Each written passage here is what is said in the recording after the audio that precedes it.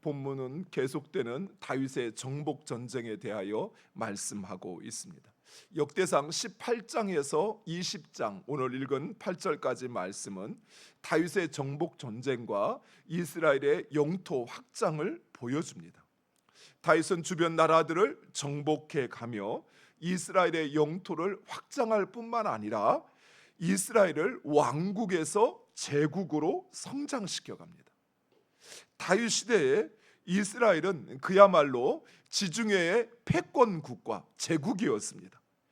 다윗이 정복한 지역은 북쪽으로는 유프라데스 강에서부터 남쪽으로는 예굽에 이르는 전역까지, 또 이 유프라데스 강이 중동 지역을 중심으로 흘러가는데 서쪽으로는 지중해에서부터 동쪽으로는 이 유프라데스 강 맞은편에 이르기까지 지중해 전역을 정복하여 다스렸던 것입니다. 그리고 각각 남쪽 예돔과 북쪽 다마스쿠스에는 유대인 총독을 세워 다스리도록 임명하였으며, 다윗이 정복한 나라들이 해마다 이스라엘에 바치는 그 조공은 어마어마하였습니다. 열왕기상에 보면 솔로몬이 모든 나라들로부터 조공을 받아 매일 먹었던 음식에 대해서 소개하는데, 밀가루가 90고르, 소가 30마리, 양이 100마리, 그에도 수사슴과 노루와 살찐 새들이 많았다라고 이야기합니다.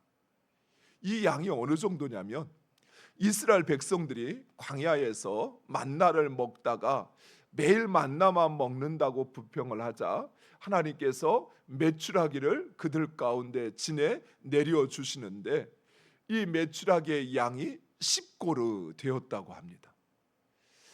이 10고르가 이스라엘 400만이 먹고도 그 이사이에 고기가 낄 정도의 양이었습니다. 그런데 솔로몬이 하루에 진상받아 먹었던 음식의 양이 그것의 9배, 90고르라고 이야기합니다. 그러니 어느 정도였을까요? 그 주변 나라들에서 이처럼 이스라엘에게 다윗의 왕 제국에 바치는 이 진상품이 어마어마했던 것입니다.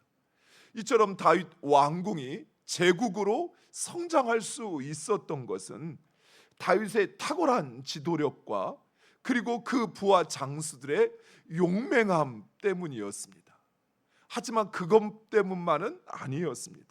무엇보다도 하나님께서 다윗과 함께 하시어 그에게 약속하신 것을 성취하셨다는 사실입니다. 즉, 하나님은 다윗 왕으로 하여금 이스라엘 주변 모든 나라들을 정복하게 하셨던 것입니다. 하나님은 다윗에게 하신 약속을 지키시기 위하여 다윗으로 하여금 가는 곳마다 승리하게 하셨던 것입니다. 즉, 하나님께서 하신 것입니다. 오늘 우리가 읽은 이 본문 19장은 바로 그 사실을 말씀해 주고 있습니다. 암몬 왕 나하스는 이전 사울 왕과 적대적인 관계에 있었습니다. 사울이 이스라엘의 왕이 되고 제일 처음 전쟁을 벌인 것이 바로 암몬이었습니다. 그래서 사울에게 쫓기던 다윗을 이 암몬 왕 나하스는 선대하여 주었습니다. 그래서 다윗은 이스라엘의 왕이 되었을 때 이 암몬만큼은 침략하지 않았습니다.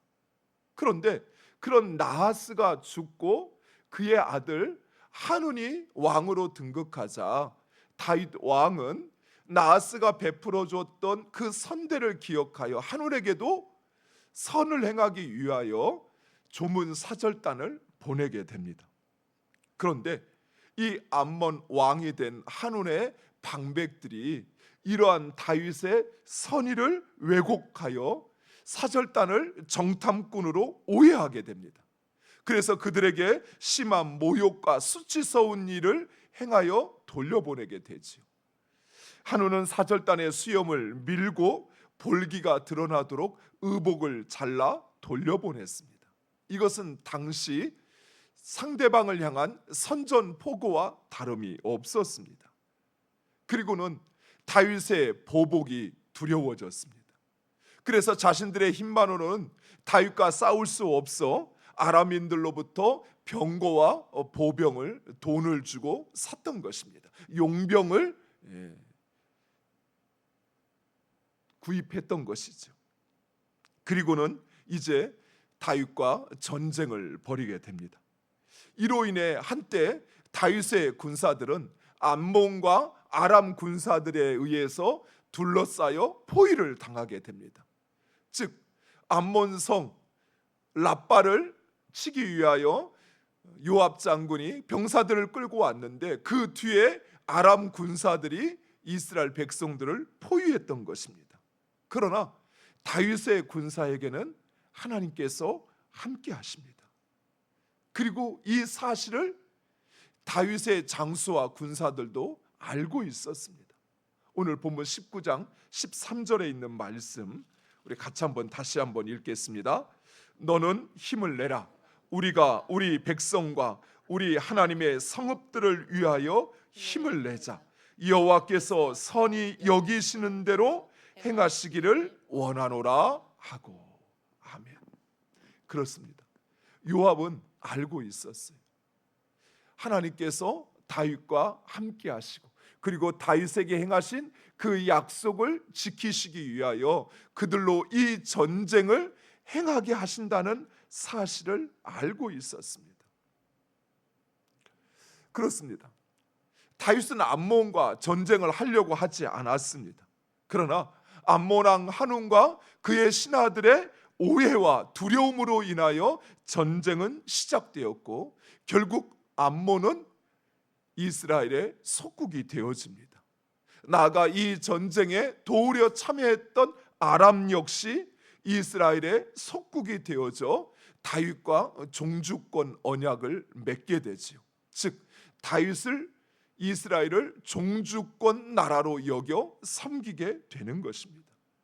이처럼 때로는 다윗의 의도와 상관없이 하나님께서 다윗에게 하신 약속을 이루시기 위하여 전쟁을 시작하게 하시고 그것을 성취하셨다는 사실입니다. 사랑하는 성도 여러분, 하나님께서 하십니다. 하나님은 말씀하신 것을 반드시 이루십니다.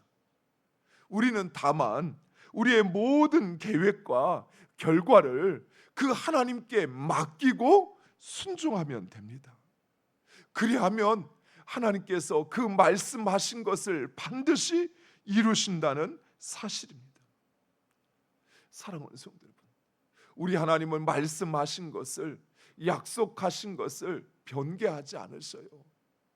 당장은 내가 적들에 의하여 둘러싸이는 것 같지만, 그래서 이 전쟁이 패한 것 같아 보일지라도 그러나 그 하나님께서 우리와 함께 하십니다. 또한 우리 가운데 말씀하신 것을 반드시 이루시어 우리로 승리하게 하심을 믿으시기 바랍니다. 사랑하는 성도 여러분, 두려워하지 마시기 바랍니다. 우리의 상황으로 인하여 염려하지 마시기 바랍니다. 우리가 바라보아야 할 것은 바로 하나님입니다. 그 하나님께 나의 모든 것을 맡기고 그 말씀에 순종하면 하나님 말씀이 이루어집니다. 마지막으로 이 다윗의 정복 전쟁 가운데 블레셋과의 전쟁을 우리에게 소개하고 있습니다.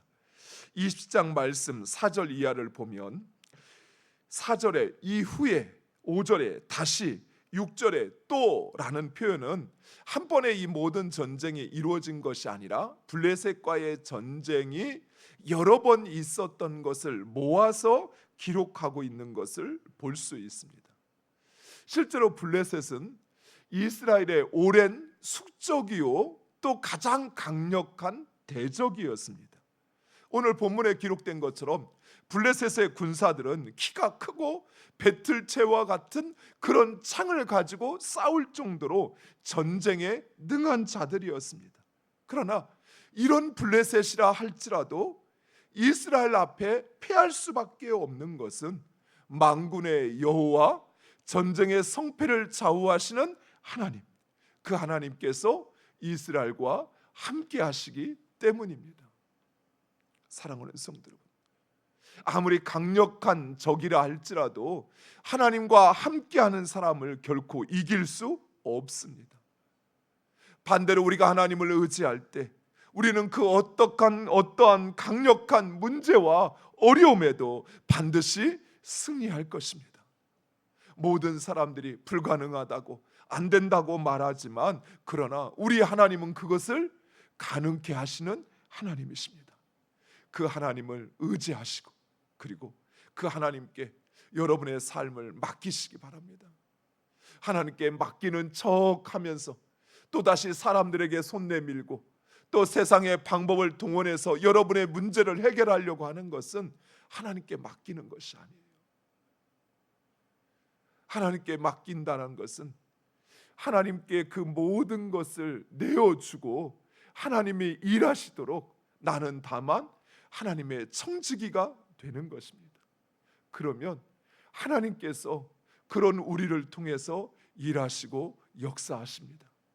사랑하는 성도 여러분, 하나님이 하십니다.